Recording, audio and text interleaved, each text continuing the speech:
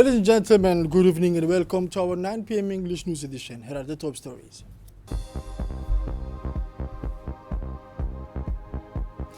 Make a way for innovation, investment and sustainability. Djibouti meets the agricultural challenges. Presided over by the Prime Minister, His Excellency Mr. Abdulkader Kamel Mohammed. And for the international news, 80 countries against the blockade and war crimes in Gaza. The details in this news edition. Welcome to our newsroom, ladies and gentlemen. As I mentioned on the headlines, 3 days of intense exchanges, bold ambitions and decisive encounters have come to an end, not as a conclusion, but rather as the starting point of a long journey toward the rebirth of Djiboutian agriculture.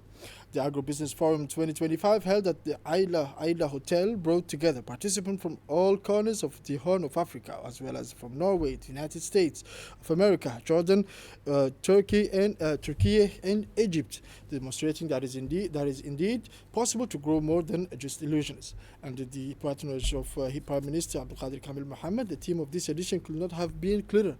Djibouti Agribusiness 2030: Innovate, Invest, Transform for a Sustainable and Resilient Agriculture. The goal goes far beyond mere survival in a hostile environment. It is about transforming, industrializing, exporting, thinking differently, and building an economy grounded in the wealth of the land, even the most barren. This concept of agribusiness must be understood as a promise of one of agriculture that generates employment, income, and food sufficiency, a modern agricultural, yes, but one deeply rooted in local realities, an agriculture capable of cultivating opportunities where none seemed possible.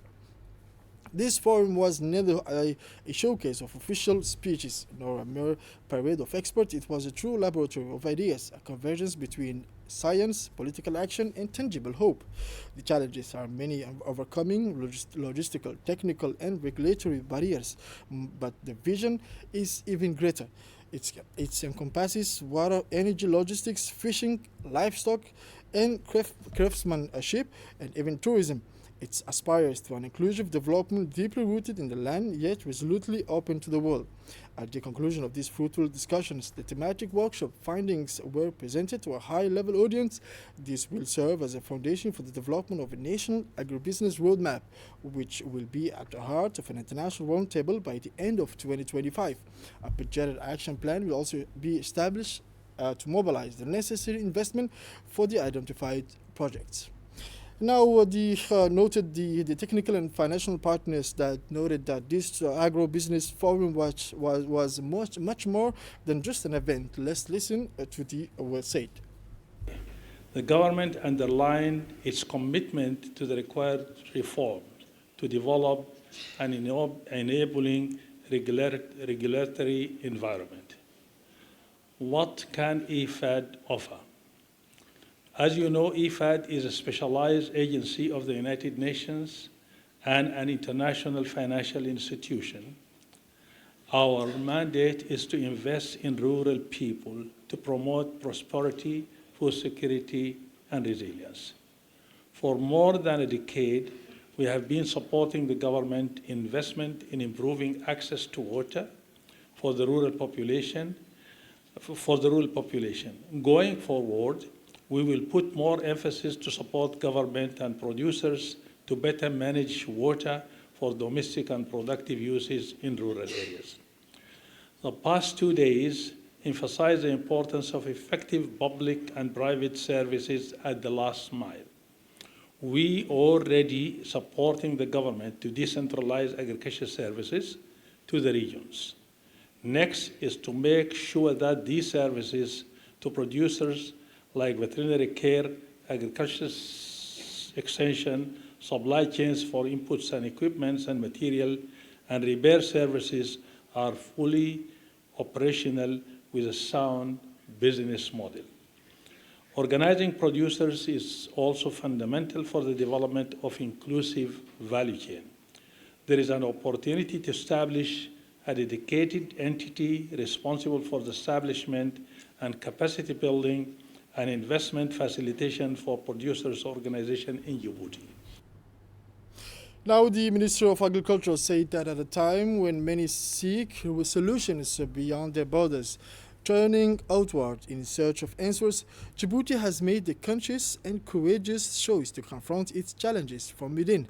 By investing in its land, its people, and its potential, the country is planting the seeds of resilience and sovereignty today so that it may reap the fruits of prosperity and self-reliance tomorrow.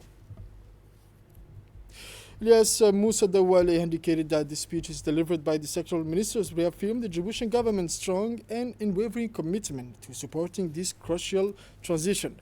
Their words reflected a shared vision, one that places sustainable agriculture, innovation, and economic inclusion at the heart of the nation's development strategy. Technical and financial partners, for their part, echoed this momentum. They expressed their readiness to accompany Djibouti along with this ambitious path, providing not only financial support but also expertise, technology, and strategic guidance to ensure long-term success and impact. And for his part, the Prime Minister, whose words encapsulated the spirit and ambition for this national effort, said that the conclusions drawn from the thematic workshops were presented to a high-level audience, highlighting key priorities and actionable insights. These outcomes will serve as the foundation for the development of a national agribusiness roadmap, an essential strategic framework that will guide Djibouti's agricultural transformation in the year to come. And now, the President of the National Assembly, His Excellency Honorable Dileita Mohamed Dileita, has embarked on a 5-day official visit to Japan following an invitation extended last December by his counterpart in the Japanese Diet through the Japan Djibouti Friendship Association. Upon his arrival, the Speaker of Parliament was warmly welcomed by senior officials of the friendly nation, accompanied by His Excellency Mr. Ibrahim Abile, Ambassador of the Republic of Djibouti to Japan, Tokyo. On this occasion, His Excellency Dileita Mohamed Dileita was received this afternoon in audience by His Excellency Mr. Nakatani, Japan's Minister of Defense. Prior to the meeting, the Minister of Defense presented a certificate of recognition to the President of the National Assembly as a token of the Japanese government's appreciation for his consistent support to the Japan self-defense forces stationed in Djibouti and his personal contribution during the establishment of Japan's only overseas military base in Africa. In turn, President Dileita Mohamed Dileita, affectionately referred to as a friend of Japan, expressed with emotion his deep gratitude on behalf of himself and his delegation for this recognition, which comes 12 years after being awarded Japan's highest national honor by His Majesty the Emperor, in recognition of his steadfast commitment to strengthening relations between the two nations. Alongside those of several friendly nations, the Japan Self-Defense Forces based in Djibouti plays a critical role in securing the Red Sea and the Gulf of Aden. President Dileita Mohamed Dileita reaffirmed Djibouti's unwavering commitment to supporting efforts for peace and security in the Horn of Africa, a region plagued by numerous conflicts threatening regional stability.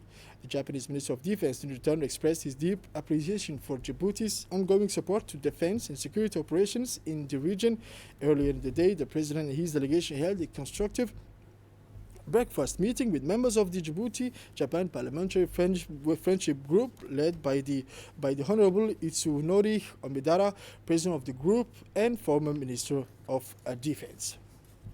And now in China, a Djiboutian delegation led by His Excellency Mr. Abdul Qadir Hussein Omar, Minister of Foreign Affairs and International Cooperation of Djibouti, took part in the ministerial meeting of the coordinators for the implementation of follow-up action of the Forum on China-Africa Cooperation held in Changsha from June 11th to 13th, 2025.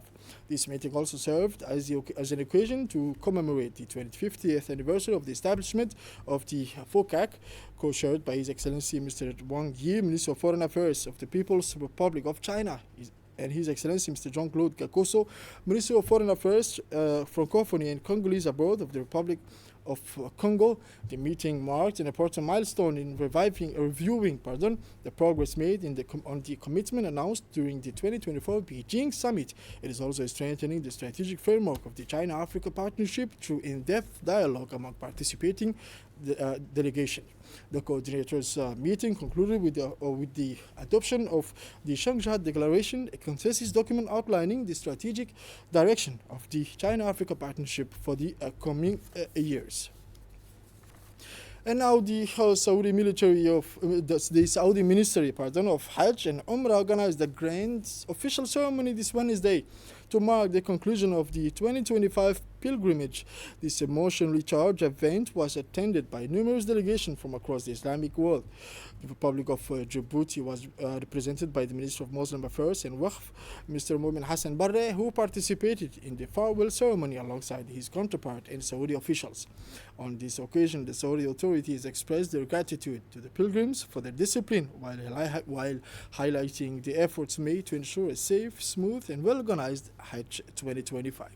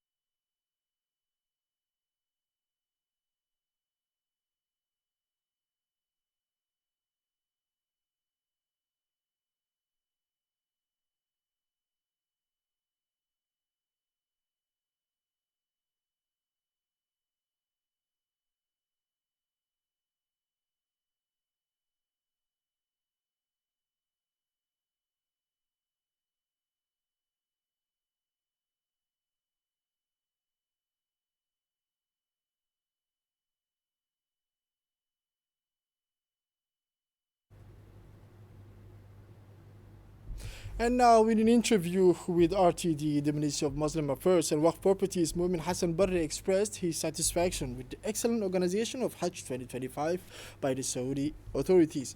He emphasized that all Djiboutian pilgrims successfully completed the Hajj rituals under safe and peaceful conditions. We thank the Saudi authorities for their warm welcome and supervision. No incident, deaths, or cases of lost Djiboutian pilgrims were reported. Hajj 2025 was a success for our delegation, the minister stated. Mr. Momin Hassan Barre praised the quality of the organization and reiterated the gratitude of the people of Djibouti toward the kingdom for the hospitality extended to the Djiboutian pilgrims. And now the summit of head of state and government of the Third United Nations Ocean Conference, which opened on June 90th, 2025. The Republic of Djibouti was represented at this event by the Minister of Environment and Sustainable Development, Mr. Mohammed Abdul Qadir Musa Halam, accompanied by His Excellency Mohammed Said Douali, Ambassador and Permanent Representative of the Republic of Djibouti to the United Nations, experts from the Ministry of Environment, and the Director of Fishery, Mr. Ahmed Darar Jibril. In his speech, the Djiboutian minister reaffirmed Djibouti's strong support for the United Nations Ocean Declaration for 2025. The minister also presented the government's policy on protecting Djibouti's marine ecosystem, highlighting the creation of marine species and various measures taken to ensure the sustainable exploitation of marine resources. Finally, he called on the international community to strengthen cooperation, notably through the establishment for a global fund dedicated to the financially supporting coastal countries in concrete action to protect the oceans. Now, the festive caravan celebrating the 48th anniversary of the independence of the Republic of Djibouti vibrated in Cité Nasib in Balbala. On Wednesday, June 11, 2025, the festive caravan marking the 48th anniversary of the independence of the Republic of Djibouti energized Balbala, the Cité Nasib, with a grand evening event held under the theme of national unity and patriotic fervor. The second stop in a series of festivities planned across the country highlighted the resilience, pride of the United Nations and the Djiboutian people's strong attachment to their national symbols. In a festive and warm atmosphere, the stage set at the heart of the Cité Nasib offered the audience a bouquet of artistic performances blending cultural tradition and creativity. This colorful evening gathered a large audience who came to share moments of joy, national pride, and unity around the values of freedom and solidarity.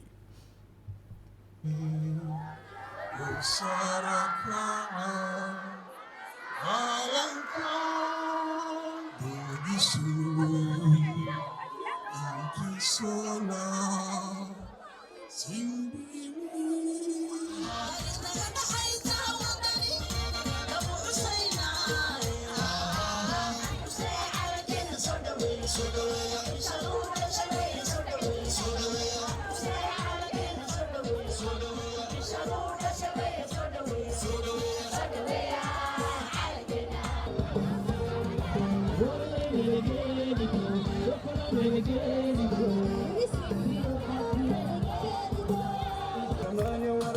عاما من الاستقلال تم الشهداء فرضنا الاستعمار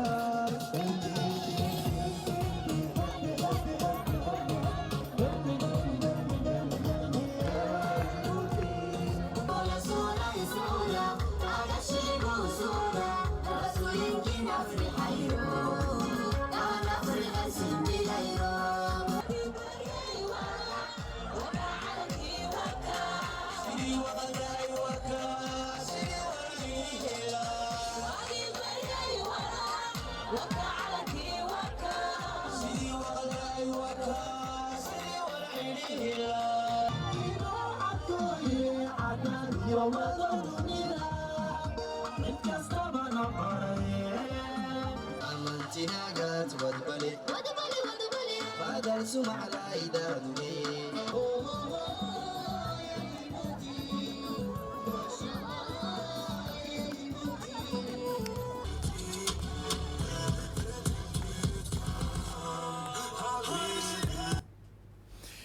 And now, as in other regions of the country and the capital, the back exams began on Wednesday, June 11, 2025, in the Arta region. A delegation led by the local authorities and regional inspector visited the exam centers to observe the smooth conduct of the exams. As usual, the Ministry of National Education and Vocational Training and Technical Education deployed significant organizational resources, teachers, administrative staff, and logistical teams mobilized to ensure strict supervision, smooth management, and administrative tasks, and effective support for candidates, guaranteeing the proper conduct of the exams in Arta region.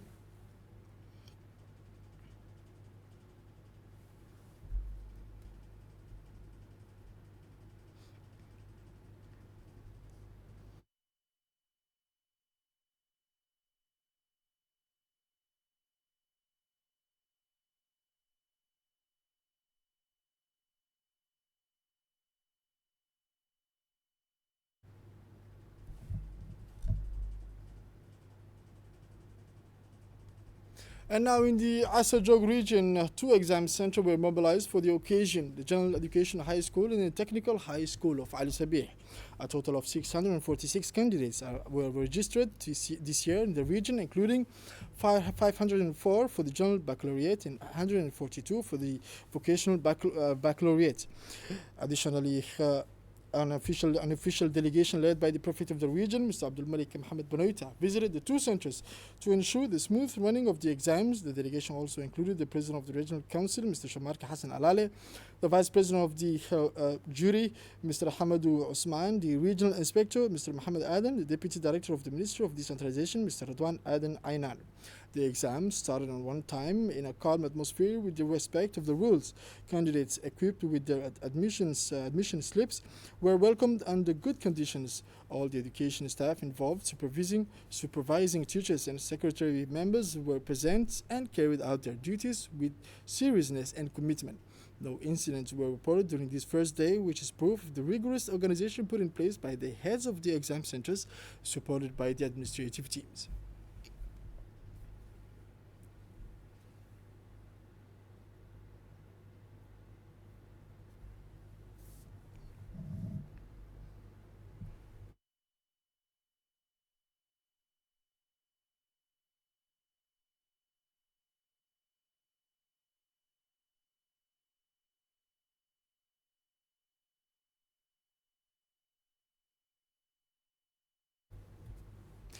And now, like the rest of the country, students in the Djibouti region began the written exam for the 2025 General and Vocational Baccalaureate session.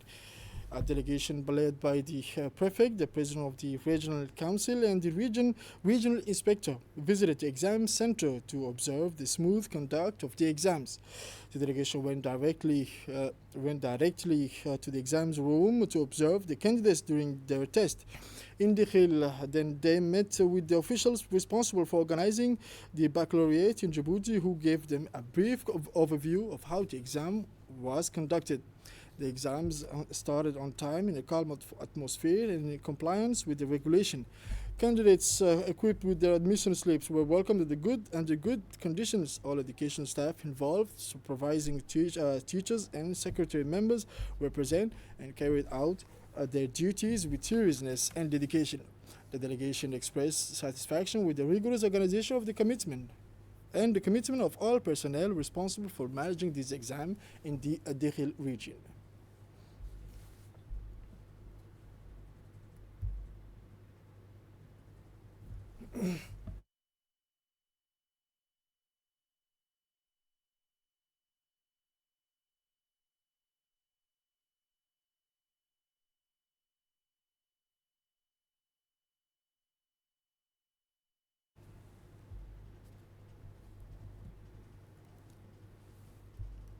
And now in Tajura, a total of 470 candidates across all streams, general and vocational, sat for the exam of the Tajura examination centers. The general baccalaureate exams were held at Lycée Musa Ali, while the vocational baccalaureate exams took place at the technical high school. Special arrangements were made for candidates from remote localities, particularly regarding transportation, accommodation, and catering, to ensure optimal and equitable examination conditions for all. The opening ceremony was honored by the presence of several local authorities, including the prefect of the region, Mr. Mohammed Abbas, the vice president of the regional council, Mr. Abdul Qadir Omar Abdul Qadir, the regional deputy director of decentralization. The regional education inspector in Tajura, Mr. Mohammed Hamadou Ibrahim, expressed his gratitude to all entities and individuals who contributed to the success of organizing this decentralized baccalaureate, particularly the prefecture and the regional council for their continuous assistance and support.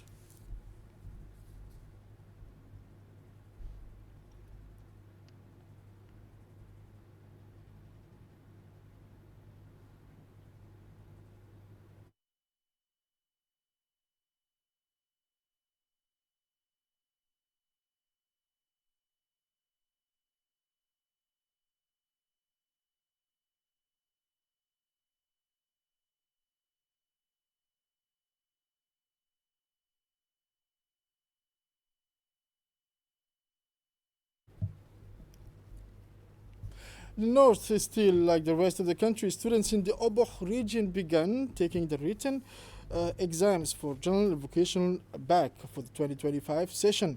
A delegation led by the Deputy Prefect, Mr. Mohammed Awad, the entry president of the Regional Council of Oboh, Mr. Fatou Mohammed, and the Regional Inspector, Mr. Hamadou Ali Mohammed, visited the two examination centers. The delegation first went to Oboh General High School, where they were welcomed by the Vice President of the jury. The delegation then visited the exam rooms where the 109 candidates of the General High School were taking the philosophy exam. They met with the officials responsible for organizing the back in Oboh, who provided them with a brief overview of the exam's progress. Afterwards, the delegation made a similar visit to the Oboh Technical High School, where, like other technical and vocational education institutions in the country, the written exam for the vocational back also began on Wednesday, June 11, 2025.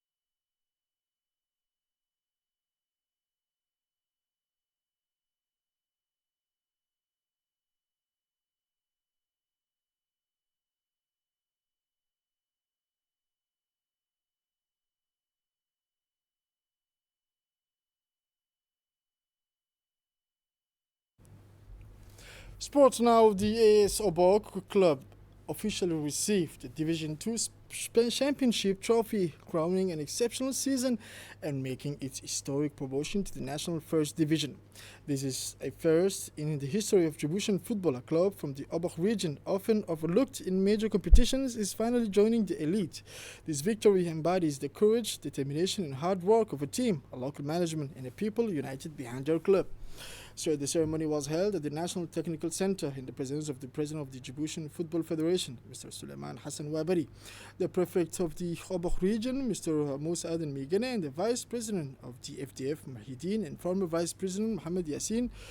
The club wishes to thank its loyal partners who believed in President Toga's project, as well as all institutions and individuals who supported this exceptional journey.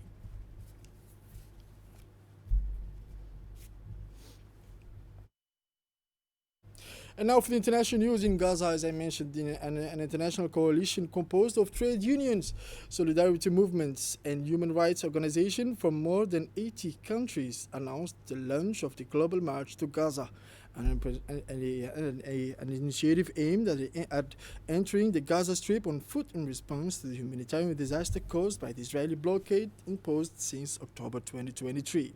According to Saif Abu Kashk, President of the International Coalition Against Israeli Occupation, about 4,000 solidarity activists will participate in this march, representing delegations from all over the world.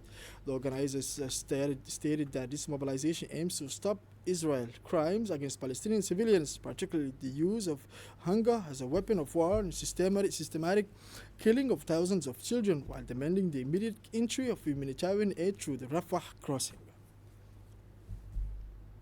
This is it for this 9 p.m. English News Edition. Thank you for watching and stay tuned for more on RTD.